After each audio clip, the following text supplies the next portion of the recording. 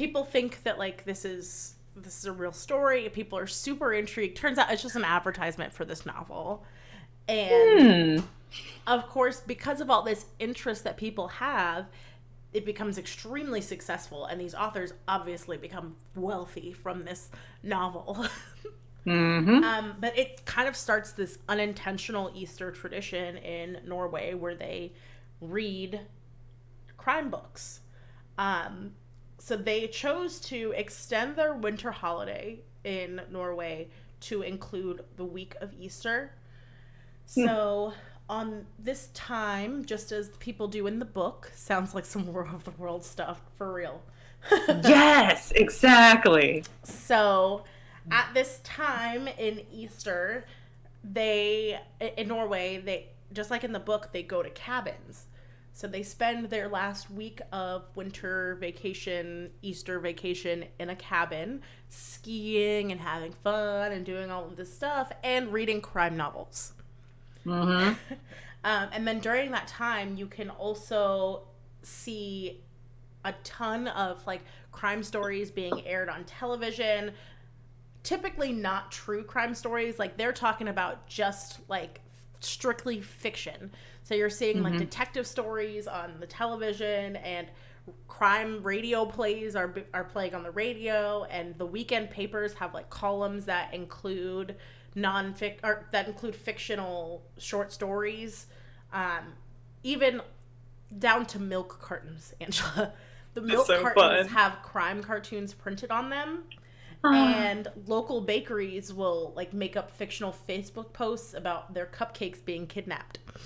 Oh my God. Like, so you're telling me I happened to go to Norway at the wrong time of year. I should have gone around Easter. Should have gone for Easter. You'll freeze your ass off, but it'll be fun. Yes, you will. It is so, because we went, I think, in like March, April, May, somewhere in there, and it was still freezing cold. It was great. You will freeze your ass off. The water was so clean. Yeah. So, for the tradition, the typical book is a paperback book that's small and has low weight so that you can fit it inside your suitcase. So you can take it to travel with you to the cabin. And then, of course, the crime genre for novels is really, really large, but they typically stick to like whodunits or what they call cozy crime. Oh my God. But of course, whatever, you can read whatever you want. So you can read whatever crime book you want. But cozy crime is where it's at, apparently. Jeez Louise. So the story of the two authors is like the most widely accepted explanation for the tradition, but of course, as with everything else, there are other theories and conspiracies out there. So there are a lot of crime experts who think that the tradition and the obsession with blood and gore dates back to the time of Vikings, when they would do a blood sacrifice before Easter as an offering to keep the gods happy so that they get all their crops and everything. So that's where some people think it stems from. But then other people suggest that it is related to the crimes and punishment of Jesus Christ. Brittany. Which is just so interesting that they would think that it's related to the crimes and punishment of Jesus Christ. Which is also weird because they're not really Catholic there, so weird connection. Yeah, well, that's the one I was telling you. Me and Mercy, we stopped by one of the churches that's there, and it's supposed to be a Catholic church, but the artwork that's inside is traditional like Norse mythology all over the church, because we came in and tried to convert you people, and they were like, absolutely not. Sure, okay, we'll take your church, but we're going to keep all of our things. Right. And it was just the coolest thing I've ever seen. It was really what else do people say? Oh, okay, this is my favorite one, and John, she said it makes sense. Brittany says it makes sense. John, you'll really like this one. So they're on vacation. So there is a strong belief that the obsession with crime and murder mysteries has to do with, ready, Angela? You ready? Yes. Killing time. Man. Like, I'm cheesy. That's real cheesy. But like in the literal sense of killing time because you're on vacation. But then they also call it killing time because you're reading murder Time mysteries. And it's time for killing. Jesus. That's so cheesy. John.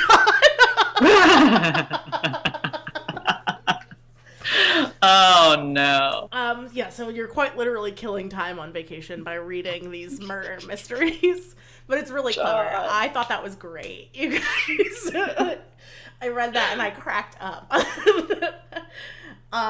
It also said that the cheap paperback books make it easier to part with them. Great pun. It was a great pun, wasn't it? Yeah. It makes it easier to part with these crime novels because they're cheap and they're paperback.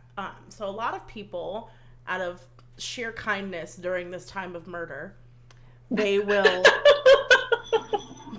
leave the books in the cabins so that other people who are visiting the cabins later can read the books too, which is super cool and super friendly.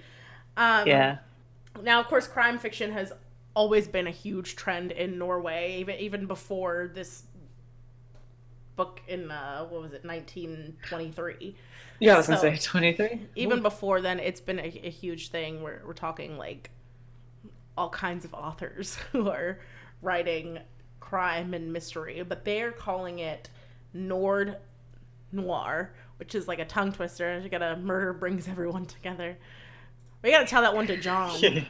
Nord Noir, Nord Noir, Nord Noir. Nord Noir. Nord Noir. Oh, okay. Right. Yeah. But they call it Nord Noir now. That's their title for the trend now. But it's always been in style over in Norway. These bookstores are saying that in the 2 weeks before Easter, they actually 55% of their sales is actually crime novels. That's amazing. Which is crazy to them because that's more than crime novel sales before Christmas. Yeah. when there would be gifts for people. When they're like getting gifts for people, and also people are on Christmas vacation, so people have all the time. Yeah. But they're selling 55% of their sales during those 2 weeks is crime novels. Dang. Again, the two authors who created this trend literally more than 95 years ago now. It's really cool. It's just a really strange tradition. I would love to be cozied up by a fire somewhere, drinking some hot cocoa and reading an Agatha Christie novel, Right? That's like, okay, think about what you do for Easter. Okay, we wake up, we get dressed fancy, you go to church, you do the egg hunt, you do this big brunch, whatever. Right. Versus the Norwegians sitting by a fire reading about murder. Sounds like my kind of holiday. I'm moving to Norway. Right? That's awesome. All right. Ange, what's your creepy murder story? Yeah, you guys, get ready for this bullshit. Okay, so real quick, what's that called? A warning? Yes, warning. A warning. Have it all figured out. Yeah. Here's the warning. My story does contain information about the murder of children and sensitive subject, and of course we cuss. So if you have kids around listening, maybe pop in your earbuds for this one and get ready. I'm going to talk about the Easter Sunday massacre. So Easter Sunday in 1975 was like any other in Hamilton, Ohio. Hold on, you guys. Real quick before I dive into this, we went out because we needed to get some ZzzQuil and tissues and other stuff for our house, and we managed to get a whole bunch of Easter candy. And so Trevor just finished his dinner, and he needs his dessert, and he came in here to get his Easter candy. Yes. Oh, I'm talking about you. Yes, Bo. The word is trigger warning. Disclaimer was what I was looking for. But yes, trigger warning. Murder of children. Please ignore any background noise you hear, guys. I'm sorry. This is the downside to social distance live streaming. Yep. Is that I have a quiet room to sit in, and Ange has Trevor.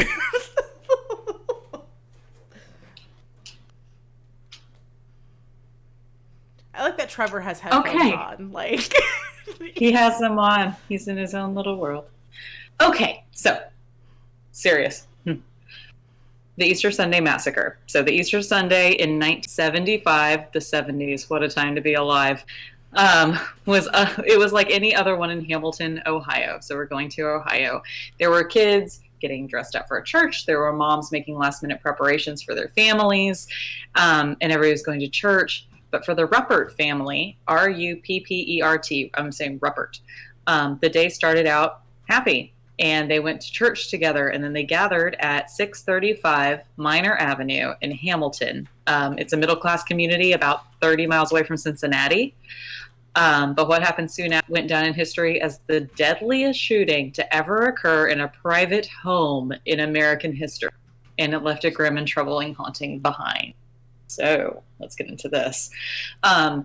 James Ruppert was born in the 30s, and his life was sad and abusive. His mother, Charity, often called him a mistake, and she had wanted a daughter. His father, Leonard, was a violent man with a quick temper and little affection for his sons. He actually died in 1947 when James was 12 and his older brother was 14, and the article says he was not missed. So, his older brother quickly became the head of household at age 14, and according to James, he was picked on incessantly. James ended up doing very poorly in school. He didn't have a lot of friends, and he was much smaller than his brother. As an adult, he was only 5'6" and weighed about 135. And then at 16, James was so unhappy at home that he attempted suicide by hanging himself with his sheet, but he failed and resigned himself to an unremarkable life. And this is one of those times where you wish a suicide had worked out. Oh, God. I'm just saying, it gets worse. It gets worse. Wow. As he got older. Only so much sympathy for some of these killers. I only got so much. This is one of those. Wow, that was an opinion that I was not expecting today. As he got older, of course, his resentment for his older brother grew, and James ended up flunking out of college after 2 years, while his brother ended up with a degree in electrical engineering. Oh, his older brother even married one of the few girlfriends that that James ever had. So James had a handful of girlfriends. His older brother married one of them, and then had 8 kids with her. At age 41, James was unemployed and living with his mother.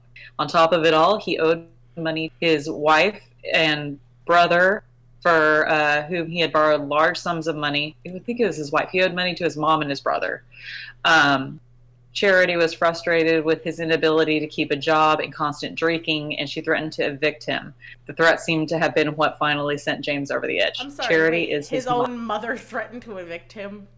Yes. I mean, he's 41, unemployed, kind of an alcoholic.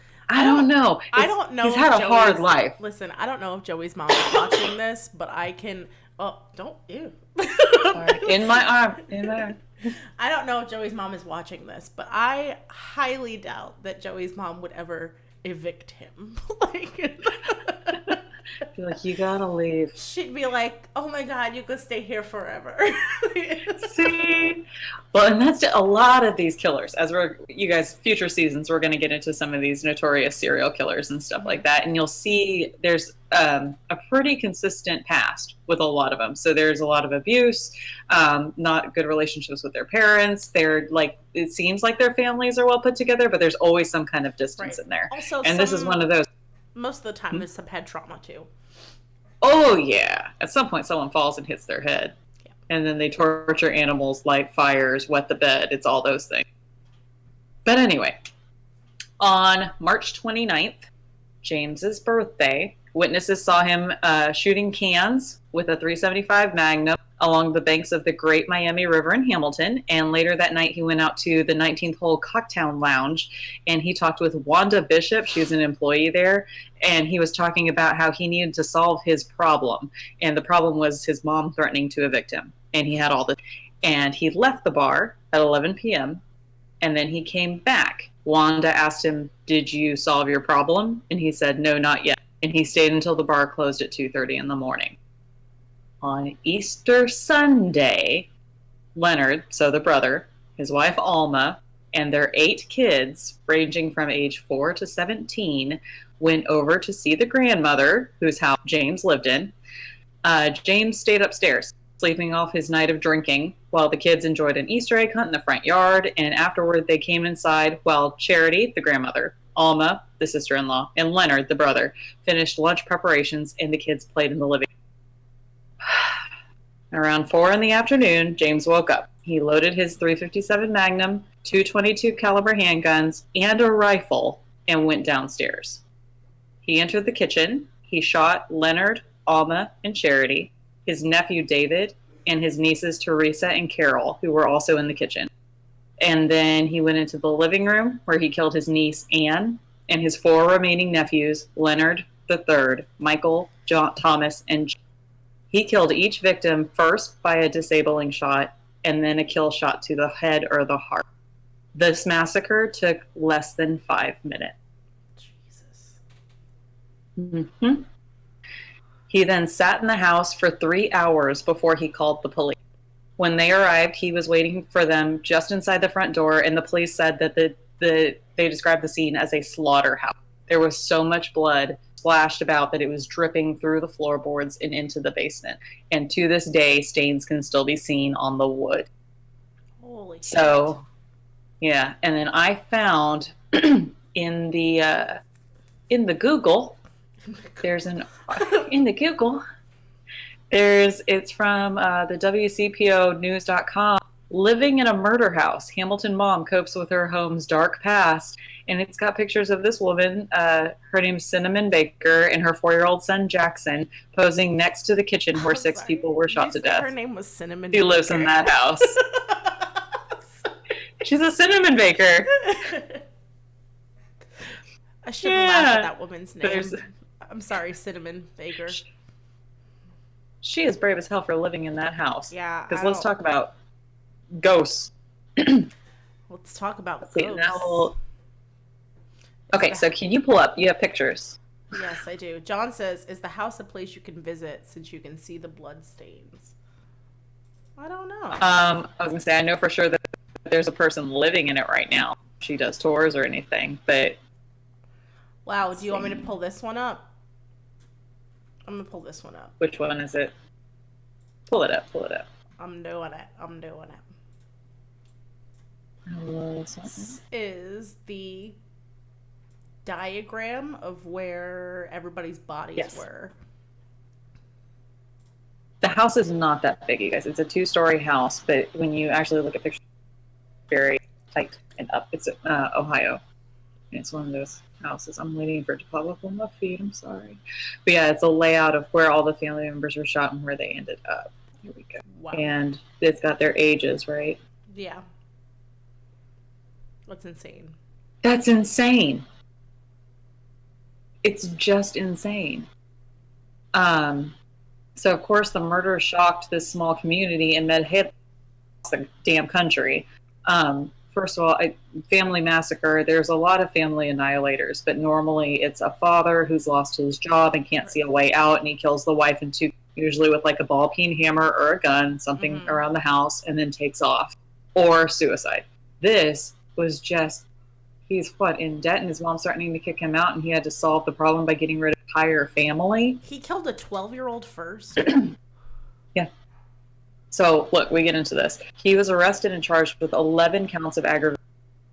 To answer any questions and was very uncooperative. He made it clear that he planned to offer an insanity defense because you can get away with it. Anyways, prosecutors believed that he had planned to plead insanity, and then after being cured, he would be released to inherit, and it was $300,000 in the 70s.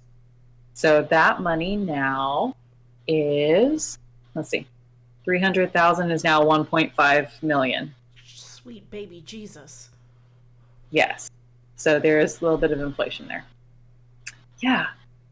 The original trial was held in Hamilton. A 3-judge panel found him guilty of 11, sentenced him to life in prison. But a mistrial was declared, and a second trial was held in Findlay, Ohio, about 125 miles north, since they decided that James could not get a fair trial in his house. I mean, everybody knows what you did. then they know the family. Of course, they're going to find you fucking guilty. So the second trial began in June of 75. And the prosecutors offered new evidence about James's target shooting and the statements about solving his problem that he mentioned to the barmaid. And in July, he received a new sentence of 11 consecutive life sentences in prison. Karma's a bitch, ain't it? I know, right? So then, of course, he appealed. And a new trial was granted in the 80s, 1982. His defense attorney convinced his client was insane, personally funded the hiring of expert psychiatrists from all over the country. And on July 23rd, another 3-judge panel found James guilty of 2 counts of first-degree murder, his mother and his brother, but found him not guilty of the other 9 counts by reason of insanity. Insane. So, he received 1 life sentence for each of the guilty counts, so that's 2 of them, to be served consecutively. Between 1972 and 1976, the death penalty had been suspended in the United States as a result of the pending U.S. Supreme Court decision. So James could not be sentenced to death for his crimes. It was going to be life in prison. It was just 11, or this is apparently 2. Right. Okay, you've got a picture of him there coming out of his court case. Let's see. He does remain incarcerated today in the Allen Oakwood Correctional Institute in Lima, Ohio. He was granted his first parole hearing in 1995, but his release was denied. Thank God. As was his last attempt for parole, which was in 2015, so just 5 years ago. He tried again. There is a very good chance that he will die behind. Good. Yay. Good. Good job, criminal system. Jesus. In the wake of them. Yeah. John says that back then, getting cured of insanity involved a brain-scrambling lobotomy. That, yes. Yep. Just a little bit of electroshock, a little bit of... Poke right there. Yep. Just give you a little jab. Brittany said maybe he woke up to everyone being loud and he got pissed off. Brittany, do you have anything you'd like to get off your chest? I know you've been confined to your parents' house of late, and you were enjoying college up in Canada, but... Sometimes it really do be like that. Sometimes your family is just loud, and you're like, man, I could kill them all. I could solve this problem. Jesus. Oh, God. Okay, do you have the picture of the parents with all the kids?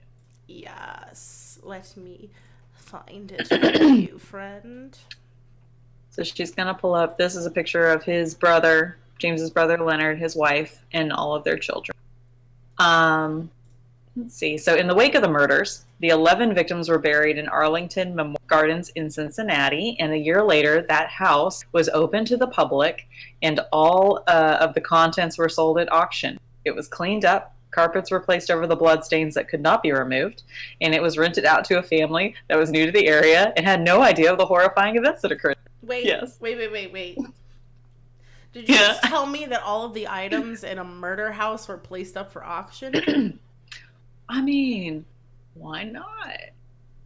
It 100% was premeditated, Bo. Oh, yeah. Or Marissa. I don't know which one of you is writing that. But it was 100% premeditated. Like, he told people that he was going to take care of the situation. He was going to the shooting range to target practice. I mean, he 100% planned this shit out. Yeah, there's no insanity for that. There's and so I think what they finally did on that third one was like the thing though. But you planned to kill the adults. You went insane and killed the kids. I really do think that he fully planned to kill those adults. I don't think that if those children weren't there, I don't think he would have killed them. Well, and that's so many kids, and you're the uncle. You've killed the parents, and then you go, oh shit! Now I got to take care of these kids. No, because I mean, you're looking at the chart here. Hold on, let me see if I can pull that back up. Yeah, so we're looking at the victim chart here. The first one that he shot was Anne, the 12-year-old. Okay, yeah. So no. So it's not like he went in there and shot the adults first. He just came downstairs and just open fired on whoever caught his eye first.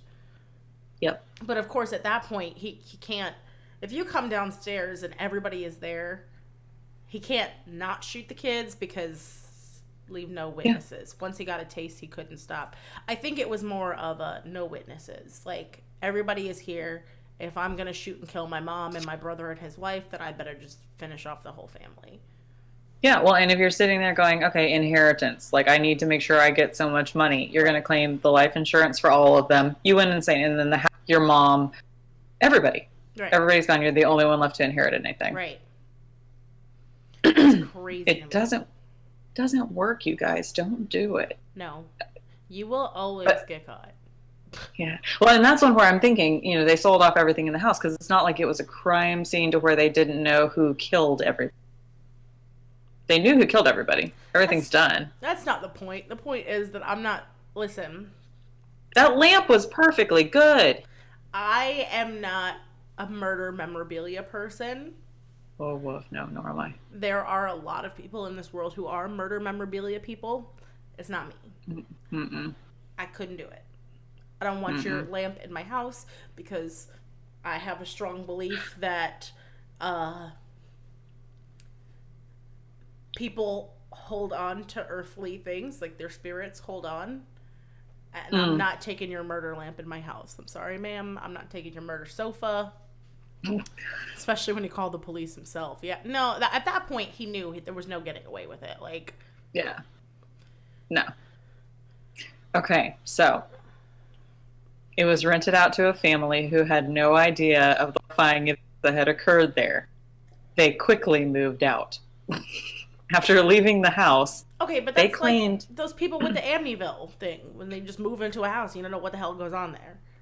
Well, and that's guys. If you're looking at a rental, and it clearly rent should be in the thousands, and for whatever reason it's $500, something happened in that house. Right. You need to ask why rent is so fucking cheap. Actually, by law now, they are required to disclose that to you. I think only if there's a death that occurs, like a murder, something like that. Yeah, if it's necessarily like a natural death. Yeah, not a natural death, but if there's a murder, they are legally required to disclose that to you. If I am not, as far as I know, I believe that's how you end up with a Horcrux. Yeah, that's how you end up with a Horcrux. It may not be like that in Florida, but from what I was told, that by law they are supposed to disclose that to you. If I have any friends who are like real estate people that want to pop in and chime in, let us know. Let me know for sure. I might shoot a text to some of my friends and be like, do they have to tell you that? Well, and that's me. I think it varies state to state, but also like in Louisiana, you'll see realtor signs that it says like quiet neighbors, whatever, and then not haunted. Or it'll say haunted. Yep. Because people know houses are haunted or they're not. Because they need to know that. Yeah. I'm not.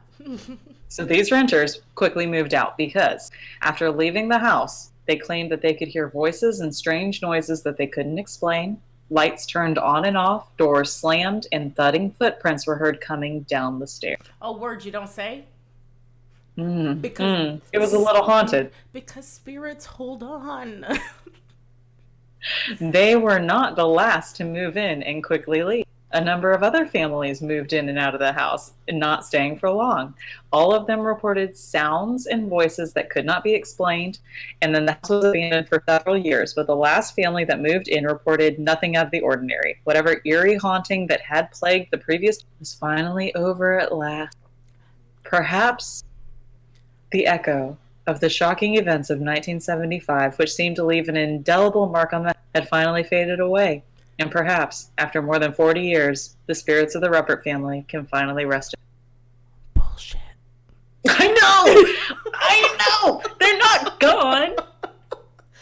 That family that's in there right now just can't sense it. But they're still there.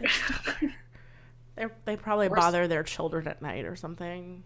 Well, that's me. Like, are you watching your animals? Or somebody did some kind of cleansing shit that they haven't talked about to get everything out of that house. It's a great space, 4 bedrooms, 3 baths, 12 people were murdered in it, good neighbors, there's a pool. Have you seen, it's a multiple screen, I think it's a tweet that this girl had, and she's like, it's a white girl and her fiance is black, and they're going in to do a house tour, and she's like, I'm looking at this cute little picket fence, and my husband's like, no, where does that tiny door lead to? What tiny door? The one hidden behind the whatever? And it's like, yeah, he can sense that there's all sorts of shit wrong. Yep.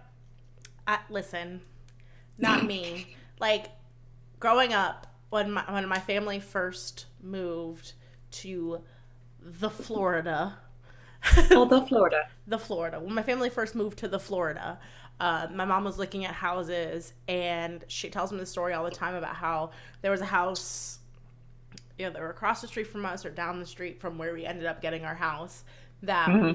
She walked in the house. It was beautiful. Had a pool, beautiful layout. She walked in the house, stood there for a second, and said, "No, something's not right here," and walked right back out.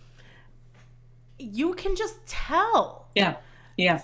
Like, I'm sorry, there's no way that all of these other families have rented this house and been like, "Oh, there's some spooky shit going on here," and you were just walking to the house and you were like, "Nah, it's cool." Mm-hmm. And I'm sorry, but if the spirits must have gone away. If you quote unquote cleanse the house, you're practicing some occult voodoo witchy shit, and I'm extra not coming into your house now. Like, there's an extent, like cleanse my house with sage, yes. Pull my Ouija board out and make sure I seal the fucking portal on my floor by saying goodbye. No. We're probably like getting some people in here who are like not like into like occult things, and they're like, none of that shit is true. You're making this all like, what do you mean? Yeah, what do you mean burn sage? What do you mean? I'll burn sage. I'm not putting down salt lines in my house. Like, it's just a little doodling. Come on now, salt over shoulder. Okay. Every time. This last Okay, this news article, let me see when this came out. This is from 2014. It was last updated in 2018. So I don't know if this woman still lives there or not. But it talks about how, most people drive by this house and they point. Some just cruise on by. Others get out and knock on the door. And the woman living there always gets asked the same question. Do you know what happened in this house? And she didn't always know the answer. So she finally went and Googled the address. And this is what she learned. That James Ruppert sat on his bed on Easter Sunday in 1975 and gazed at his prized possession. A gun enthusiast and crack marksman, the 40-year-old methodically loaded his, the Magnum, the handguns, and all that stuff. And at 6 p.m., he opened his bedroom door and peered down the stairs into the kitchen, where he could hear giggling of his 8 nieces and nephews, and he could smell the sloppy joes his mom was heating on the. With a rifle on his back and the revolver tucked in his belt, he descended the stairs. He propped the rifle against the refrigerator and slowly raised his Magnum.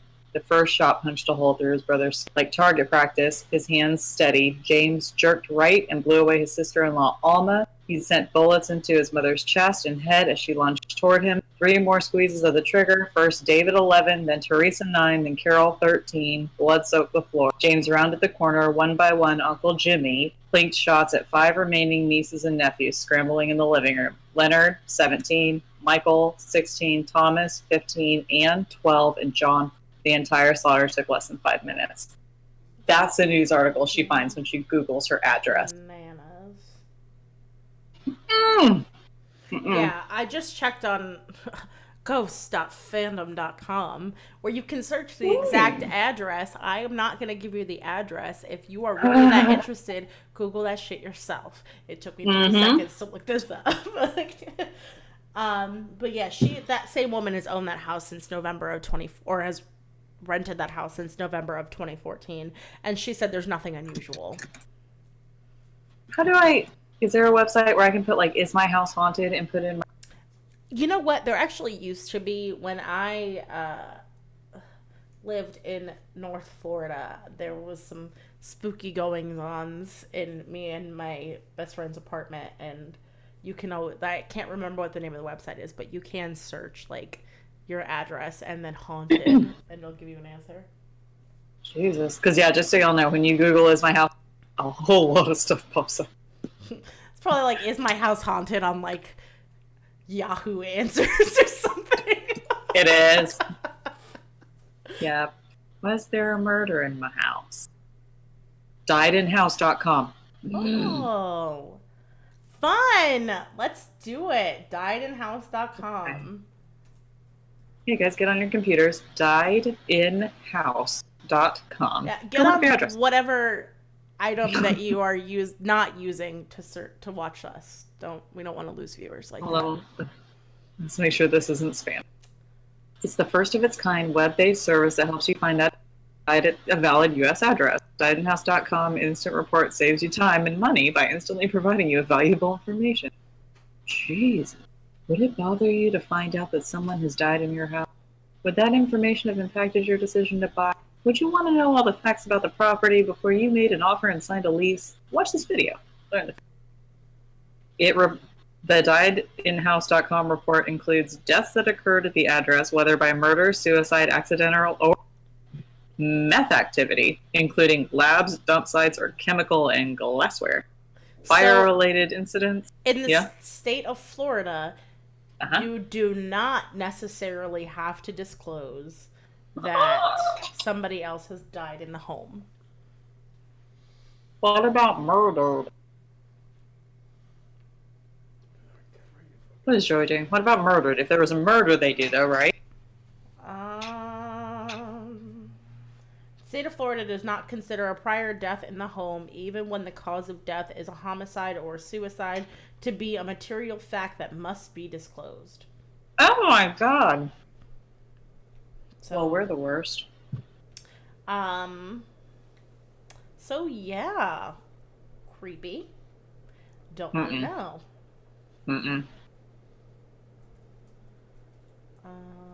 Let's see. Someone died in my house. My god. Hey guys, while we're Googling around, maybe comments and let us know how you spent your Easter, since a lot of people are on quarantine. I ended up, so Saturday night before Easter, Trevor and I decided that we were going to go through all of the Marvel Cinematic Universe movies. We were going to go into them back in order chronologically of how the story occurs. So it starts with Captain America, then Captain Marvel, then Iron Man, Iron Man 2, Hulk, and then the Avengers. So we're going through in that storyline, and that's been a lot of fun. Cool. Very cool. Yeah, thanks. What's Joey telling you? He was telling me to turn my headphones down. Oh, heavens, Joey, go away. She said go away. I already had to deal with Trevor walking through here. No pies for me? Oh, no final thoughts. Oh, no, but that's right here. That's okay. Fine. John and Nikki are here. One of them will give us final thoughts. That's a good idea. Anyway. Yeah. So Angela and I. Go ahead, Angela. Mm-hmm. No, I was going to say, those are our two main things that we were going to talk about today. What else are surprises for upcoming stuff? Ooh, do you want to talk about surprises for upcoming stuff? Yeah, have you guys been on our social media and seen the preview pictures that are out there? Because only Brent, Christy's stepdad, commented on our upcoming photo and ventured to guess. John did ask me about it, and we did have a discussion about it. Yay! John's our top fan right now, so. I know that. Thanks, John. So, yeah, we did have a discussion about it. Yes. So we got two people. He did not have any guesses prior to our conversation about it, though. Okay. I'm trying to think. What can we tell people? Well, this Sunday is technically our actual wrap for season 1, right? Our wrap for season 1. Mm-hmm. And we're going to be covering? Amber. What's her last name? I don't Hagerman. know. Yes, Hagerman. Mm-hmm. That's the Amber Alert girl. That's the reason we have the Amber Alert. Yes. Because we talked to you guys, not this last Sunday, but the one before, about Adam Walsh. The reason we have Code Adam and America's Most... Yes. Yeah, all of that. So I thought we'd go through and do one more of those for you guys before we get into our fun, exciting, people are really going to like it, season 2. Yes, I think you guys are going to have so much fun with season 2. Because y'all will know a lot of them. That's the big thing. Even if you're not into murder, you're going to know what we're talking about. Yep. What was our hint? Our hint was 2 roads with somebody standing in the middle and a picture of a door. Mm-hmm. Do we have any other hints that we can give people? It involves a number. Hmm.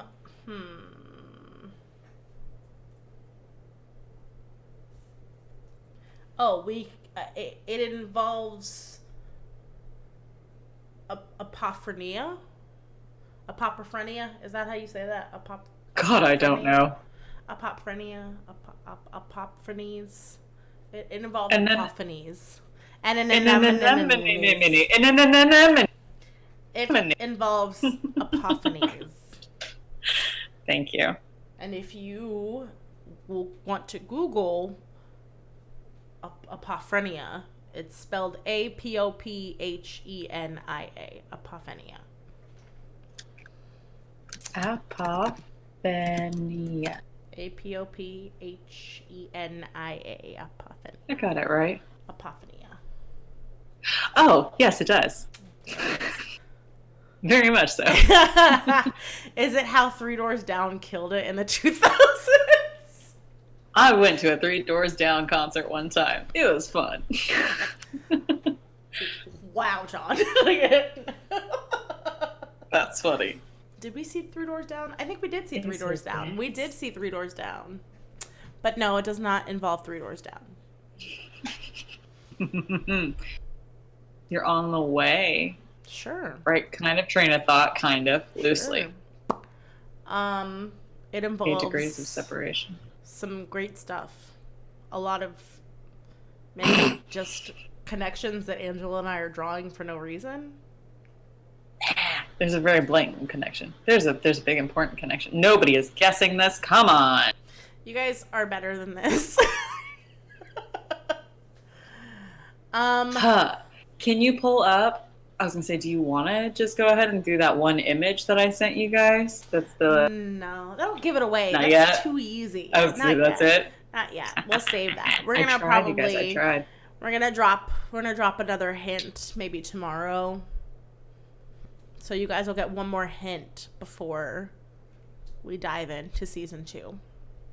And in the meantime, guys, if you have any other suggestions, have ideas for little check-ins midweek, if you have questions, please ask them. We also are been playing games online with you guys, or attempting to. Today was 2 Truths and a Lie. Was it in July? No, not necessarily. Maybe some of it. Maybe some of Yeah. it. I haven't done all the research The yet. anniversary of one of them happened, what, about a week ago? Yeah, the anniversary of one was a week ago. If that helps you all any bit. I don't know if it does, but that might help you. It helps me. I just know these things off the top of my head. She goes, let me just give you hints. Because I'm obsessed. Boy. Do you have the images for 2 Truths and a Lie on your computer there that you can pull up into the... No. But I can email them to myself. Let's get that on. In the meantime, guys, if you haven't, I know some of y'all were on our Facebook earlier, saw these. We're playing 2 Truths and a Lie, and we put up one for Flip and one for me. Correct. This is a great time to type in your answer before we reveal these. Right. Type in your answers so that Ange and I can give you our answers. So, let's see if I can pull mine up. I think John had some possibles. Guesses for season 2 or for 2 Truths and a Lie? 2 Truths and a Lie. John did not have any guesses for season 2. Okay, just check. John's not allowed to guess at season 2. He knows what it is, so he's not allowed to guess. Sorry. Okay. She says, Brittany is saying it's 3 for you. So let me pull these up really quick. Someone made a guess on my page as well. Oh, somebody made a guess on your page? John made a guess on my page. And I told my mom she wasn't allowed to guess. Yeah. Because she knew. Yeah, she's not allowed to guess.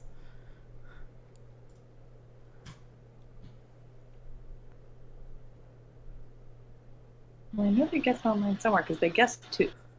I mean, like, it'd be funny, like, if your family members guessed, wouldn't it? It'd be real bad if they guessed it and they were wrong. You're like, hey, you know me. Oh, yeah. I would be kind of upset with my family members if they guessed and they were wrong. Mm-hmm. Mm-hmm.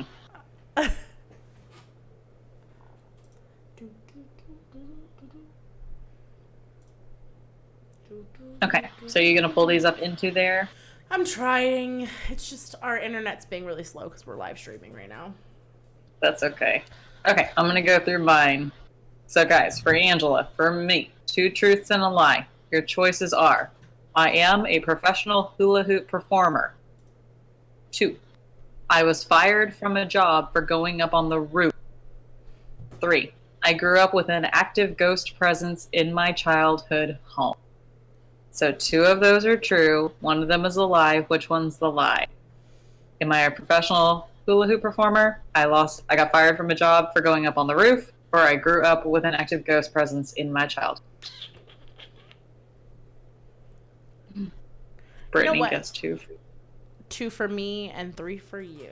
You know what? And I actually don't really know this about you, so I'm gonna guess it's number 2. I think Marissa guessed number 2 on mine. If I can pull up the Facebook posts. And then Brittany guessed 3.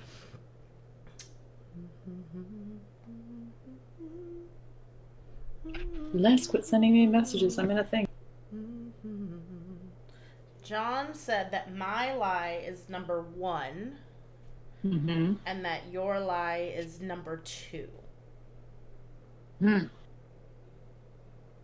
Brittany, if this is technical, I'm gonna be mad. Okay. My lie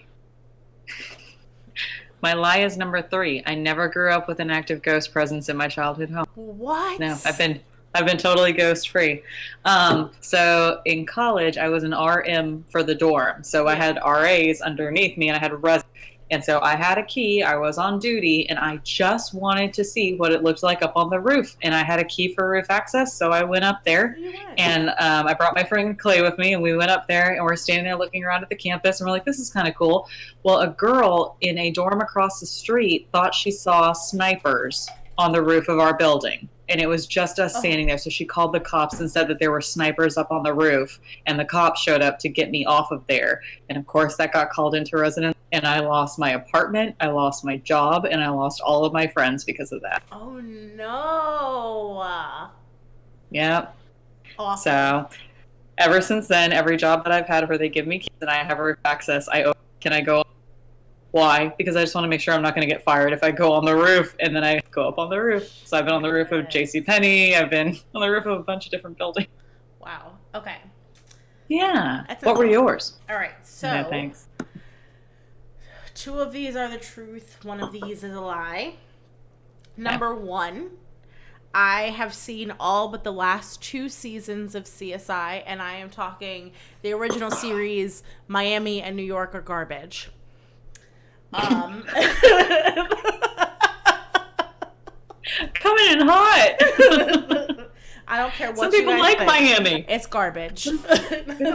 Miami's the one with the guy with the sunglasses always doing the Horatio. Horatio with his head at an angle. Yeah. Number 2, I have a friend from middle school who was murdered. And number 3, my mom and I were victims of a home invasion when I was 15. I really don't know. I think it's 1. You think it's 1? No, but that sounds too detailed to be real. John thinks it's 1. Does he? Brittany thinks it's 2. Anybody else want to guess? Do we have anybody else who's watching us that wants to take a guess? I'm going to go with 2. Final answer. Go with 2. That is what you think the lie is. All right. That's what you think the lie is. Yeah. Okay. Because I thought it was you have a friend from middle school who killed, not that a friend was whatever. Go ahead and just tell me. All right. So you think it's 2. John thinks it's 1. Brittany thinks it's 2. The lie is actually number 3. Fuck. Good No. liar. My mom and I were never victims of a home invasion when I was 15. That would be the fucking worst. But that was also why my mom was not allowed to guess. She's like, this is a lie. She'd be like, it's blatantly a lie. I have seen all but the last 2 seasons of the original CSI. I didn't really like it when Ted Danson came in and took Gil Grissom's place. That was... So I've seen all but the last 2. And then the last season, George Eads, who played Nick Stokes, his character was gone. And I really didn't care about it after that. Yeah. And I do have a friend from middle school who was murdered. Her dad went bankrupt, gave her and her mom sleeping pills, put plastic bags over their heads, and did double murder-suicide. Jesus. And she was only found because her sister couldn't get a hold of the family for like a week. That's an older sister that didn't live at home. Yeah. So it was really crazy because I remember being like 13. And this is a girl that I was like recently in a show with. So I remember being like 13 and like watching my friend's parents' condo on the news and like watching this like chase for the murderer and then it being her dad. It was fucking insane. Ugh. And like my middle school yearbook, I was probably like 6th grade or 7th grade. My middle school yearbook had like a back article on it. And Brittany, I'm surprised that you didn't know that. Brittany and I went to school together. Thank you. I was going to say, clarify that for everybody. Yeah, Brittany and I went to school together. So our yearbook actually had like a poem in the back with pictures of her. Yeah, it was fucking insane. And we had like a little garden out front of our school. I went to a private school. How did I not know about this? I don't know. Middle school. So Brittany would have been like in 4th grade. Yeah, Brittany would have been young. Yeah. Yeah. If I was in middle school, Brittany, was she 20? About to be 21, yeah. So if I was... Nothing happens in Palm Coast. Right, and this was a huge thing in Palm Coast. Brittany, we're 6 years apart, so if I was 11, then yeah, she would have been young. Okay, that's why you don't know Brittany. You're fine. Yeah, now go Google it, figure it out. Nobody told the babies anything. Brittany, I don't know if you remember Corey Henderson. You can look it up. Ugh. Meanwhile, hi Katie. My cousin Katie's in here. I'm getting my cousins in here one at a time. Hi, usually Kristen cousin. checks in. Katie's here today. I made sure I'll watch one of the reruns. We're on a roll. I have a lot of cousins. Wow. A lot of cousins. Yeah, me too. They're good people. Yeah. All right. Do we have anything else to tell the peoples? No, you guys join us this Sunday. Yeah. Follow us on social media for get on Instagram. We post little puzzles like this, little fun games, pictures. We're trying to get in some funny memes. If you guys see any good Tiger King memes, send them our way. We love seeing those bitches. Like funny, but like slightly appropriate. Appropriate. Yeah, we try to keep it family friendly on social. Please. On my own personal social media, send them to me. But yeah, please. You send it to me. I'll read it and I'll laugh. Yes. But yeah, Sunday, for sure. It'll be evening again. We're going to try and start a little bit early. Yes. You guys? But we'll post an announcement for that with the time and everything We for sure once we know. will. And like I said, we're going to cover Amber Hagerman. So she's the reason we have the Amber Alert system. So join us Sunday for that. Yeah. And then social media. And do we have our song? Or We do have our song, but wait, John, if you're still on there, can you send Joey in here?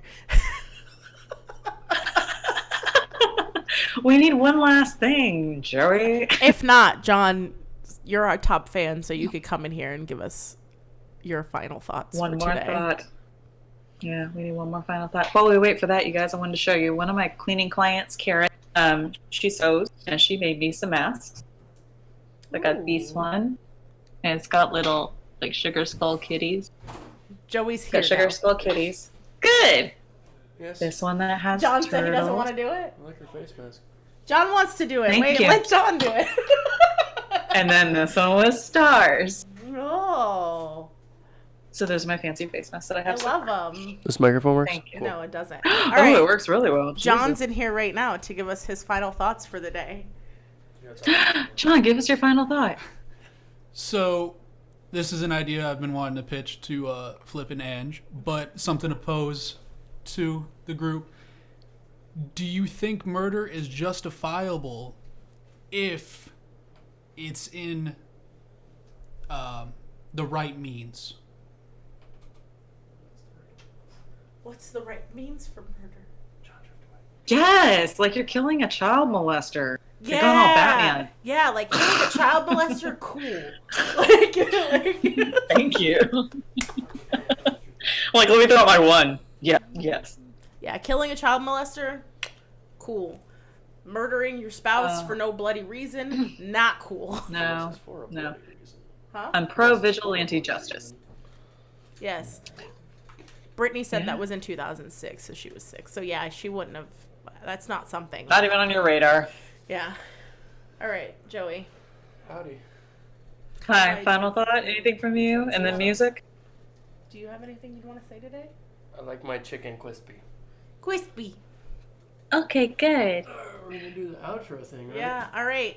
Good. Peace out, Cub Scouts. Hi, guys. Thank you to the Last Electric Rodeo for letting us use their music. Please listen to this song and visit them at lastelectricrodeo.com. Bye, guys. Bye. Joey.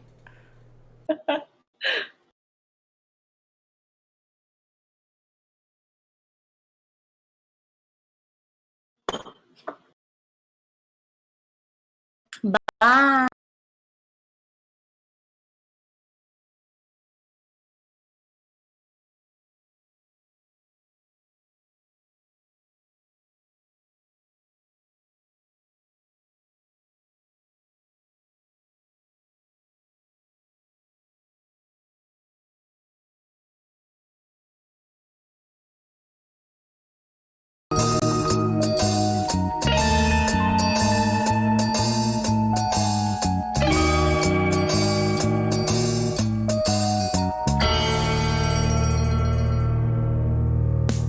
There's a house up on Haunted Hill where the Bronze Age monsters go to chill. Now golden and silver age are not to be slighted. I'm sorry to say, but she's just not invited.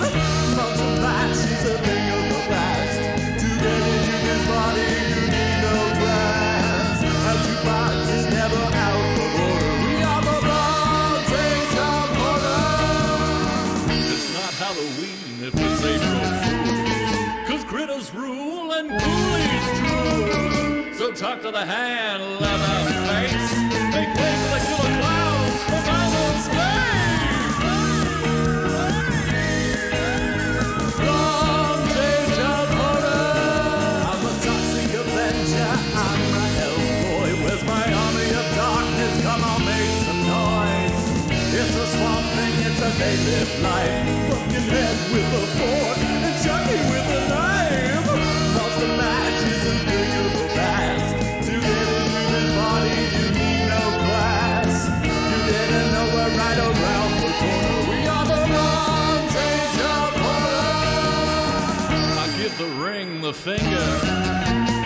Blair Witch can be my Freddy, Jason, you're just alright. But we're hanging with the gremlins just after